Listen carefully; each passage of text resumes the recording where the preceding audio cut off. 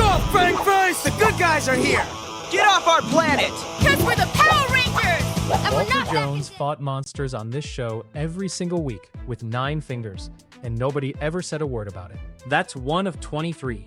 And every one of them got checked against a source before it came anywhere near this microphone. Keep a tally as they land. Whatever you score at the end tells you what kind of fan you actually are. Number 1. The fight footage wasn't filmed for the show. Every suited battle in early Mighty Morphin comes from a Japanese series called Kyoryu Sentai Zyuranger, made by Toei, which went out in Japan in 1992, the year before Angel Grove existed.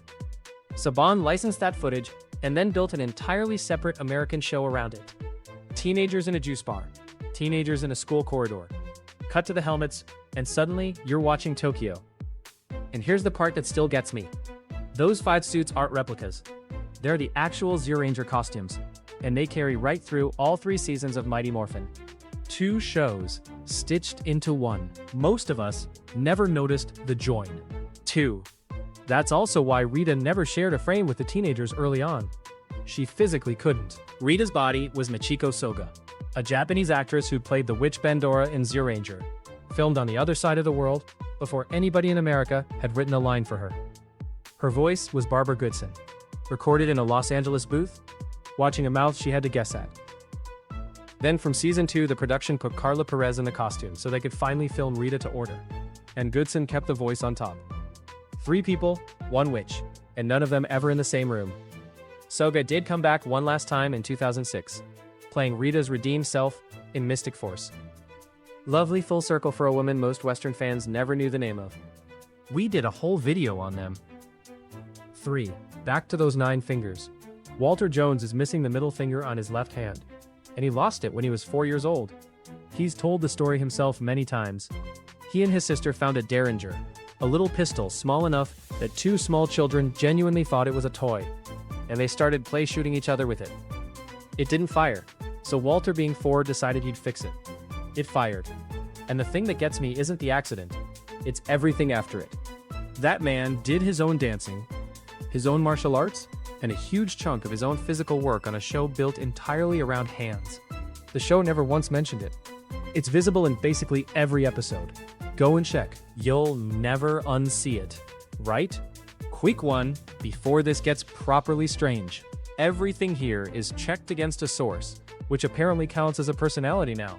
And the back half of this has a Breaking Bad legend in it and a real government ruling. Worth staying for.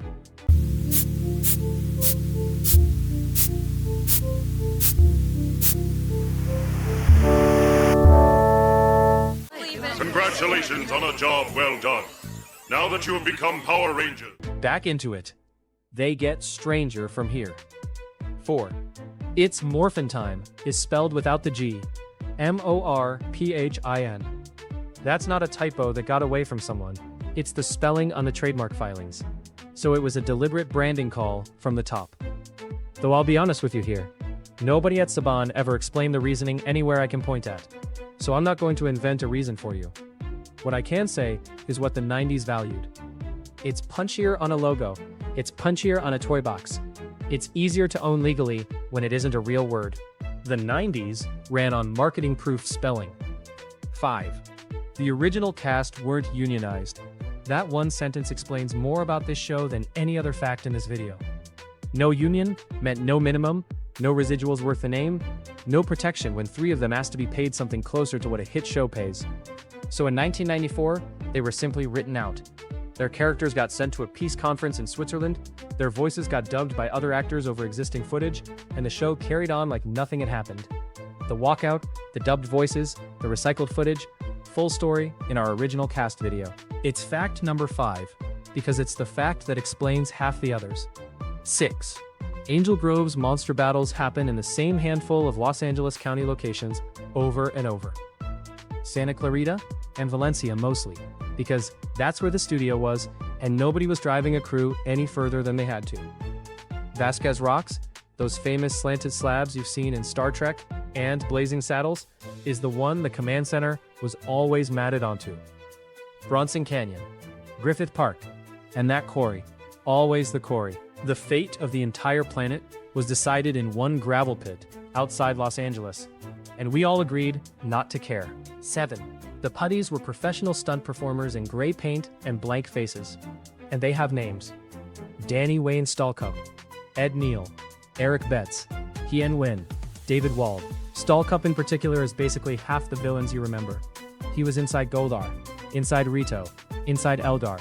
Same man, different monster, week after week. And the Putties themselves are a translation job too, because in Zyuranger those foot soldiers were golem soldiers, claymen, which is why they move like something that shouldn't be able to move at all. Choreographed like dancers, paid like extras. Some of the era's most invisible, most repeated work. This channel salutes the anonymous. 8. Bulk and Skull outlasted everyone. Not most people, everyone. Paul Schreier and Jason Narvi were regulars from the 1993 pilot straight through to Power Rangers in Space in 1998, which is 5 whole eras of Rangers turning over around them. Then Bulk carried on into Lost Galaxy.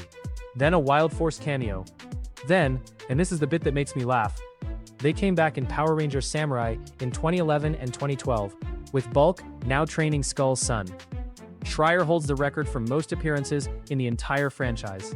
The comedy bullies quietly became the longest-serving faces of the whole Zordon era, and then outlived it by 13 years. 9. And Skull himself, Jason Narvi? He's Dr. Narvi. English degree at Franklin and Marshall, then a Master of Letters in Renaissance Literature and Performance at Mary Baldwin, studying with the American Shakespeare Center, then a PhD in Theater Studies from UC Santa Barbara in 2010. He's acted and directed Shakespeare professionally, and he's taught theater at university level. So, the lad who did the snorting laugh in the corridor at Angel Grove High spends his working life on Renaissance verse. The punchline of Angel Grove High is a genuinely learned man. Never judge a character by his cackle. 10. The theme song, the most recognizable piece of TV metal of the decade, was Ron Wasserman. He wrote it, he played it, and he sang it. And that last part is the good bit. That vocal you've had in your head since you were 7 was never meant to be the final vocal. It was Wasserman's demo. The plan was to bring in a proper singer afterwards. Saban and Fox heard the demo, loved it, and shipped it as is. He wasn't even credited under his own name, because Saban didn't want it looking like one bloke was writing all the music on the network, so Wasserman released it as Aaron Waters, the Mighty Raw. Aaron's his middle name. Wasserman means water carrier in German. The 90s biggest playground anthem is a rough draft by a man using a fake name. I am Lord Zedd. Identify yourself. Excellency, surely you remember me. 11. Zedd was too scary. Genuinely, measurably too scary. He arrives in Season 2 as a skinless anatomy diagram with a silver staff and a voice like a threat. And parents complained that he was too much for small children. So the show fixed him. Not by writing him out, by marrying him. Rita comes back, doses him with a love potion, and the most frightening villain in the show's history spends the rest of his run as a henpecked husband, whose plans keep going comically wrong. A network note executed as a wedding. We made a whole video about that. Still can't believe it's true. It is. 12. The show was banned in New Zealand. Here's how that actually went. It went out on free-to-air TV over May and July of 1994. 4 formal complaints landed at the Broadcasting Standards Authority. 2 from parents and teachers of kindergarten children, 1 from a group called Children's Media Watch, 1 from a mother. The argument wasn't that it was gory. It was that preschoolers were copying the martial arts, and that the show taught violence as the way you settle things. The authority upheld the complaints. TVNZ dropped it from the schedule, and it stayed off New Zealand screens until 2011. That's the same country that would later host entire seasons of Power Rangers filmed on its own soil, employing its own crews. They banned it, then became it. The full banned episode story is on the channel. You're new around here, aren't you? Yeah, I'm Tommy. Hi. 13. Tommy was a guest. The whole Green Ranger story, Green with Evil, is a 5-part arc, and Jason David Frank's original booking was 14 episodes. 14. That's a nice little run for a young actor, and then you're back to auditioning. The response was so enormous that instead of writing him out, they burned his powers, brought him back, and handed him the White Ranger and the leadership of the team. He played that character on and off for 30 years. The most important casting decision in franchise history was supposed to be a temp job. 14. The toys stopped being a tie-in and became the actual business. By the 1994 rush, Bandai had 16 factories worldwide running Power Rangers product around the clock, and still couldn't fill shelves.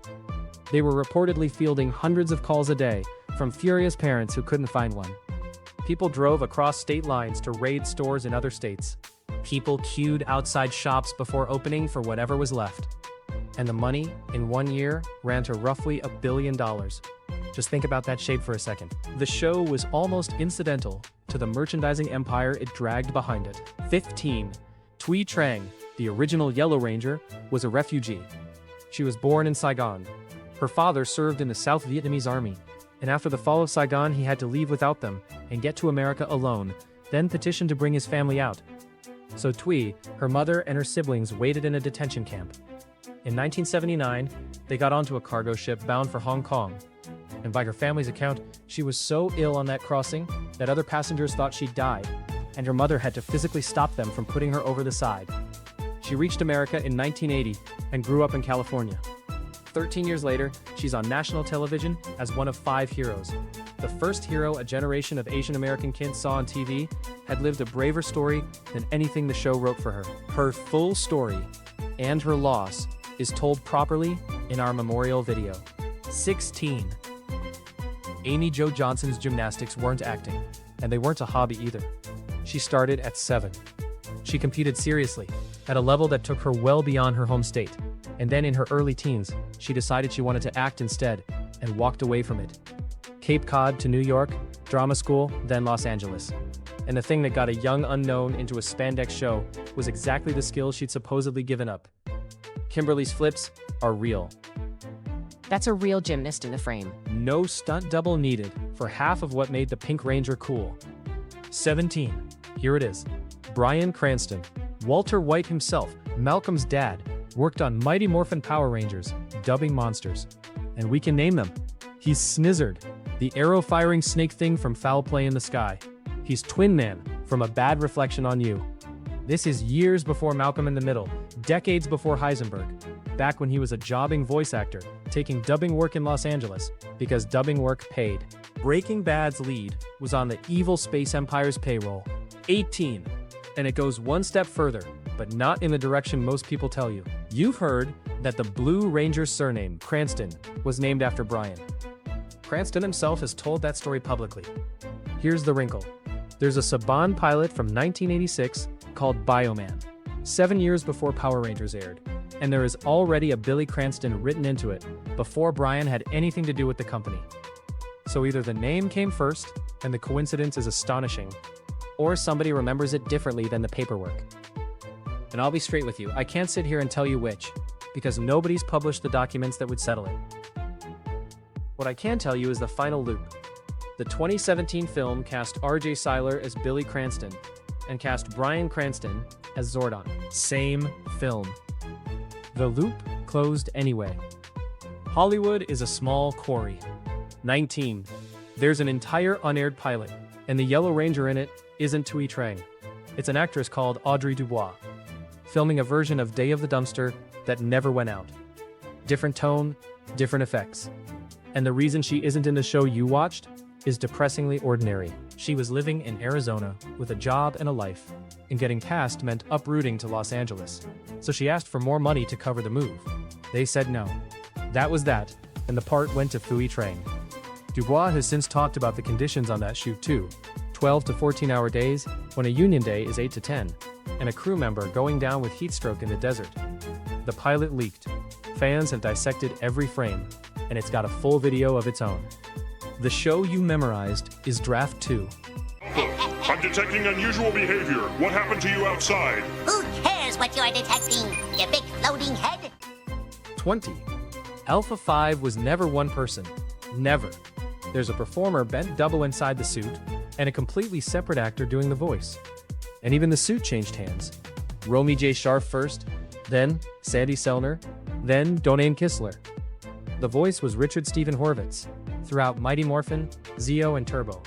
And if that name means nothing to you, the voice will. He went on to be Zim in Invader Zim, Billy in the Grim Adventures of Billy and Mandy, Daggett in The Angry Beavers, one of the most recognizable voices in American cartoons, doing panicked robot anxiety in a bin-shaped costume. I was a two-man job. 21. In 1994, the Rangers turned up at Universal Studios for what was supposed to be a meet and greet, and the turnout is one of those numbers you have to read twice. Around 35,000 people. A reported 8-mile traffic jam across Los Angeles. That's not a queue, that's an incident. Roads for a theme park in a city built on theme parks, gridlocked, because 5 young actors in colored suits were signing autographs. We're making a whole video about that single day, because that day was the peak of Ranger Mania. 22. When Saban ran out of Zyuranger fight footage, they didn't stop. They went back to Toei and to Rainbow Productions in Japan and commissioned another half season of it. Around 25 brand new monsters, filmed to order, with both the human-sized fights and the giant Zord battles shot fresh. Fans call that batch Zyu 2. And the Japanese crews were writing to American notes by then, building in things that only existed in the US show, like the Green and Pink Rangers having a thing for each other, and Billy being the brains.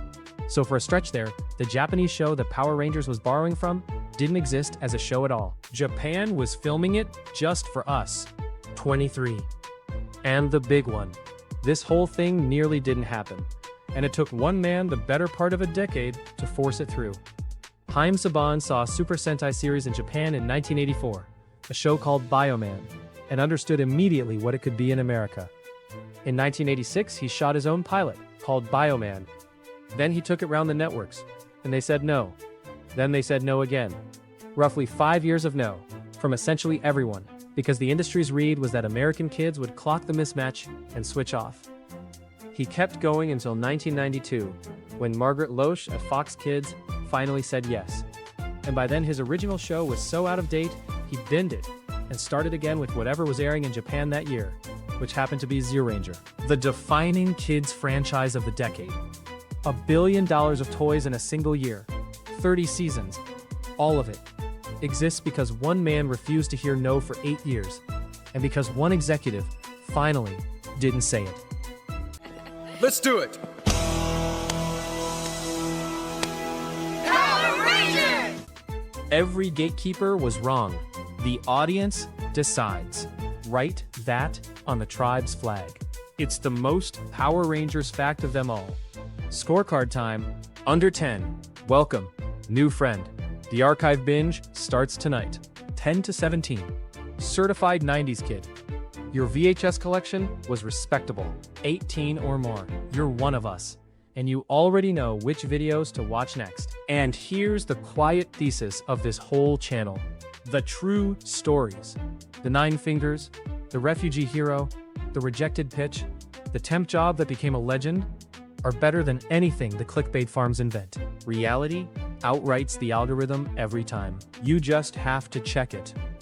Comments, your score, honestly, and the fact that broke you, number 18 gets most people. And if you know a verified fact we missed, drop it with a source. The best ones go in a future video, credited. The deep dive versions of half these facts are on your screen right now. The cast, the villains, the walkout. Every view keeps the fact-checked corner of YouTube breathing. Go on, then. Right. That's the video. If you're new here, the deal on this channel is simple. Everything we say gets checked before it goes out. No invented drama, no cursed episode nonsense, no lying to you for a thumbnail. Just the stuff we actually grew up on, told properly, by someone who was there. We're doing 30 of these in 30 days at the minute, chasing 2,500 subscribers, and every single view counts more than you'd think. So if you've got a correction, or a memory from back then, put it in the comments. We read them. Half the ideas on this channel came from someone in there going, hang on, you missed one. And there's another video waiting on your screen right now. Go on then.